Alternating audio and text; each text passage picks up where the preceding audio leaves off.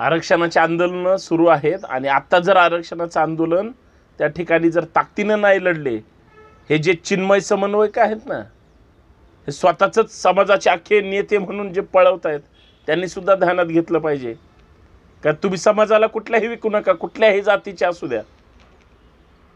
तुम्ही आजपर्यंत लय कमवले समाजाच्या नावावर, लय छापलंय सगळं. जरा थांबा, आता सगळ्यांनी एकत्र मिळून लढलं पाहिजे. आणि अभिमान या सुद्धा गोष्टीचा असतो की ज्यावेळेस सगळ्या जाती धर्माचे लोक एकत्र मिळून एखादी चळवळ मजबूत करतात, तिथं क्रांती जन्माला येते. आणि मी चर्चा त्याच विषयावर करणार आहे. कारण काल चौंडीमध्ये जो इतिहास घडवला गेला, म्हणजे एकीकडे मराठा समाज ताकदीनं आरक्षण मागतंय, जरांगेंच्या नेतृत्वाखाली आता एकट्याला सगळ्यांनी मान्य केलंय. तेच जरांगे पाटील ज्यावेळेस धनगर आरक्षणाच्या विचारपीठावर जातात आणि सांगतात, होय आता सगळ्यांनी एकत्र मिळून त्या ठिकाणी लढायचंय, सरकार तुम्हाला कदाचित कागदावर लेखी देऊन सुद्धा फसवू शकतं, कारण त्यांची दुकानदारी बंद होण्याची वेळ आली. तरीही जसं मराठा समाजाला 30 अधिक 10 वाढवले 40, ज्याचा अल्टिमेटम काल संपलाय, आजपासून नवीन अध्याय सुरू होणार आहे जरांगे पाटलांच्या आंदोलनाचा. परंतु इकडे धनगरांना 50 दिवस दिले होते, त्याच्यातलेही काय 30 दिवस गेले, 10-20 दिवस राहिले असतील.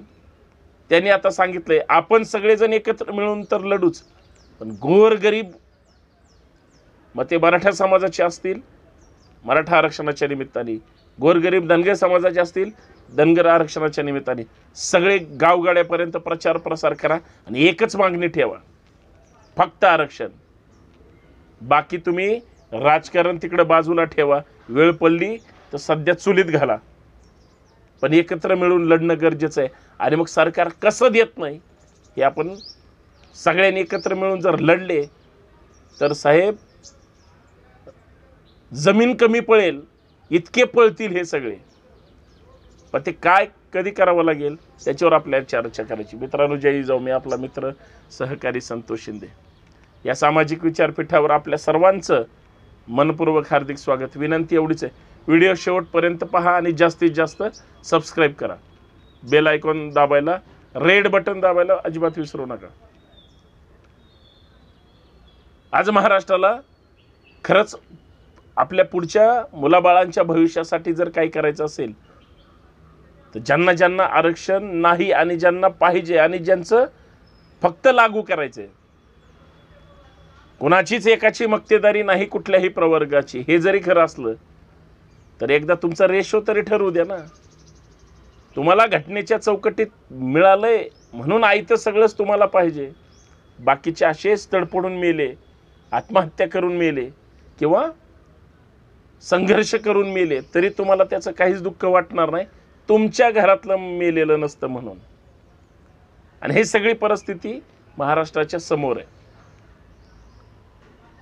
आणि मराठा आरक्षणाच्या निमित्ताने आरक्षणाचं आता जे आग्या मावळ उठलंय, हे ज्या ताकदीनं उठलंय, त्या ताकदीनं सरकारची झोपसुद्धा उडली. नुसते पळतायत. आणि तेच काल सांगत होते, आम्ही सगळे चौंडीमध्ये होतो आणि जी चर्चा त्या ठिकाणी झाली ती महाराष्ट्राला खरंच नवीन दिशा देणार आहे. या महाराष्ट्रातले लोकसंख्येनी बहुसंख्य असणारे, ज्यांची महाराष्ट्रामध्ये सगळ्यात 1 नंबरला लोकसंख्या आहे ते म्हणजे मराठा समाज, आणि 2 नंबरला लोकसंख्या आहे तो म्हणजे धनगर समाज. हे दोन्ही जरी एकत्र आले, इकडं तर मिळायचंय, मराठ्यांना कुठल्या प्रवर्गात द्यायचं म्हणून सरकार नुसता अभ्यासच चालू आहे, नुसता अभ्यास करतायत. पण इकडं आहे, फक्त दिलं जात नाही, लागू करायचंय धनगरांना. यशवंत सेनेच्या माध्यमातून चौंडीमध्ये काल दसरा मेळावा झाला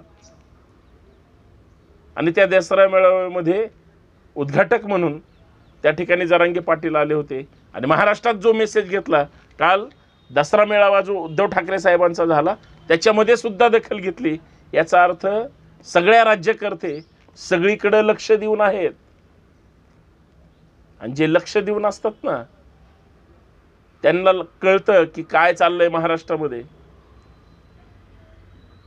कारण तिथली जी हवा असते, तिथलं जे वातावरण असतं किंवा तिथले जे कार्यकर्त्यांचा जल्लोष असतो, मी समोर बसलेलो होतो, आयोजकांनी नंतर बोलवलं आणि ज्यावेळेस तिथं सत्कार झाला त्यावेळेस संभाजी ब्रिगेडचा एक पदाधिकारी कार्यकर्ता म्हणून यशवंत सेनेच्या बाळासाहेब दोडतले साहेबांच्या नेतृत्वाखाली तो मेळावा होता.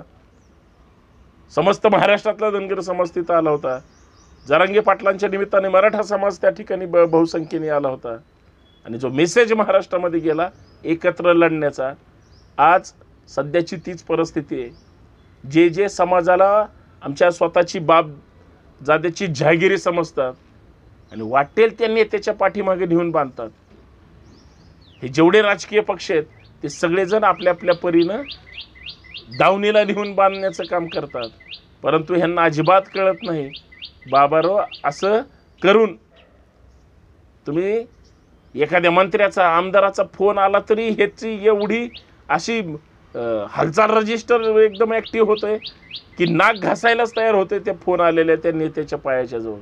पण तू समाजाचं प्रतिनिधित्व नेतृत्व करतो, तिथं जाऊन तू समाज मातीत घालतो, तुझी सेटलमेंट करतो, इतरांनी काय करायचं?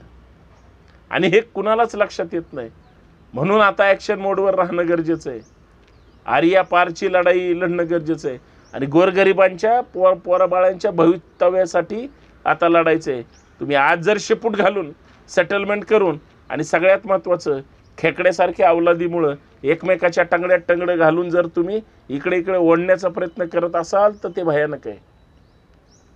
आणि ते याच्यासाठी भयानक आहे की या आरक्षण चळवळीचा जेवढा काही घात मागच्या 70-75 वर्षात राज्यकर्त्यांनी केला नाही, तेवढा ह्या चिमण्या समन्वयकांनी इकडे इकडे ओढणाऱ्या आणि चुचित घेऊन पळणाऱ्या लोकांनी केलं आहे. त्याच्यामुळे सगळ्यांपासून जर सावध राहायचं असेल तर ताकदीनं काहीतरी एकत्र मिळून केलं पाहिजे. तो मेसेज देणं गरजेचं आहे आणि तो मेसेजच महत्त्वाचा आहे. नाही तर मेसेज नाही दिला तर हे सगळं वरबडून जाईल. सांगायचं तात्पर्य असं एवढंच आहे की आता योग्य पद्धतीची योग्य लढाई आहे. प्रत्येकजण आपल्या आपल्या परीनं ज्या ज्या परीनं लढता येईल त्या त्या परीनं लढत आहे. कोणाच्या नेत्याच्या विरोधात वाईट साईड बोलण्यापेक्षा किंवा जे वेगळ्या वेगळ्या पद्धतीनं मी लय भारी हे दाखवण्यासाठी जे समाजाची गद्दारी करतात आणि आपल्या आपल्या नेत्याची जे सतरंज उचलतात त्या फ्लॅशर नेत्यांपासून सुद्धा सावध राहिलं पाहिजे. कारण काही सरकारने सोडलेले पिल्लं आहेत. ती पिलावळ काय करते?